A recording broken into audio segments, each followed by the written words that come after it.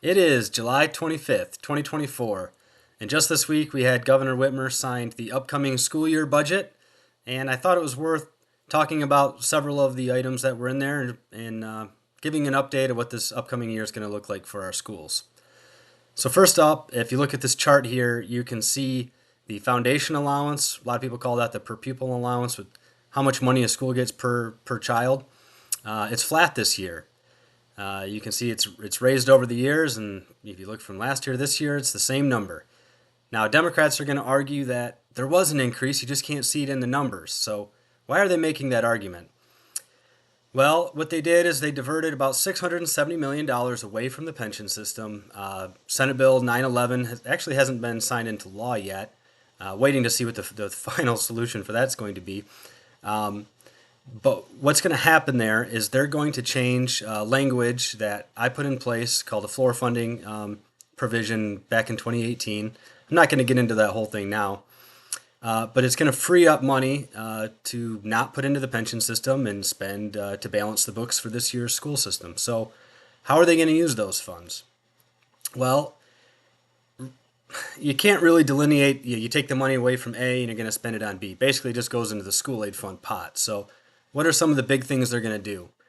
Well, they have lowered the amount that school districts are going to pay into the pension system.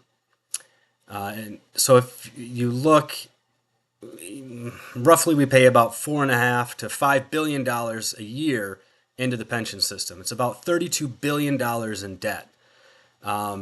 So how do we pay that? Well, the state pays about 20% right off the top, and the districts, your school districts where you live, have to pay the rest.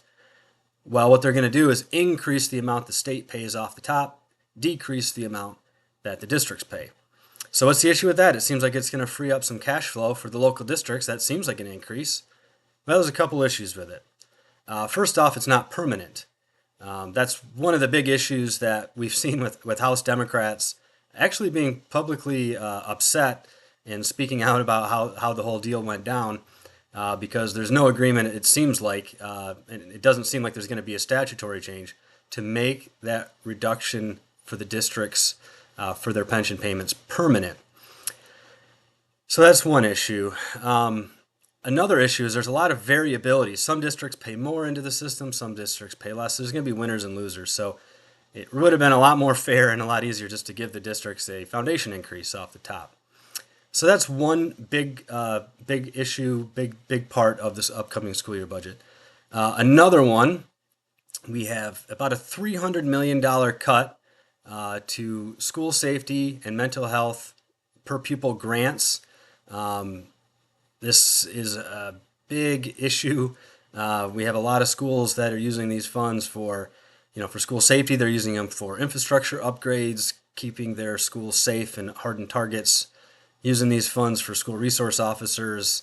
Mental health is obviously a huge issue with a lot of our kids these days. This money can be used for support staff and things of that nature. So when we went from over $300 million of funding last year to now it's about $26 million. So over a $300 million cut.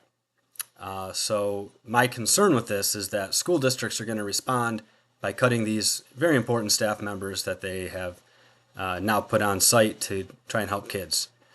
A third item that was really big, which I think was not a positive change, the Democrats have increased the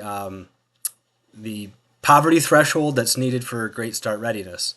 You heard a lot of stuff. The governor in her State of the State talked about we got to have universal preschool, which I'm all for state-funded preschool. We have kind of a unique system that once I've been in the legislature, I've been able to learn more about. It's actually there's kind of two different ways that it works. We have about half of it or so goes through our local school districts. They do it directly. And the other half is it's called community-based organizations, where schools can contract with a local entity, and they can provide child education, early education that way. So it's a pretty good system we have. Here's the problem. If you just increase the poverty level and we don't increase the capacity, what's going to happen? You're going to have kids from families of less means competing with families of more means for the same seats. The Democrats realized this problem, and that was why they put startup grants in the budget as well. The problem is the capacity is not going to be there that quickly. So we're going to have a bottleneck. I wrote an op-ed about this in the Detroit News earlier this year. Feel free to read it. I think a better solution would have been increasing the per pupil funding for GSRP, and then we just would have had growth naturally from the ground up, and schools could have customized it in ways that was more efficient at the local level. I'll end by this.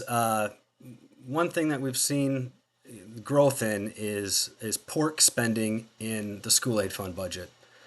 Now, obviously, you've heard about different types of ridiculous things that have been funded in the budget over the years. In Lansing, they call them enhancement grants. People generally would know of them as different types of pork, different spending. But from my experience in my time in the legislature, the school aid fund has not been the place where that has happened. It's happened sometimes, but it's really been frowned upon because that money is for kids and it's for kids' education. There was over $30 million of it that I was able to see. It just isn't the place for it. We have a pension system that is in dire straits. We spend over 30 cents on the dollar into the pension system every year. We should be shoring that up. We have schools that are behind. We have kids that are behind. We should be putting this money in the places where we can have the best outcomes to help families, help kids, and make sure our kids have the best opportunities in the future. So this is just a quick update with what we saw with the school budget this year. I appreciate your time, and thank you, and God bless.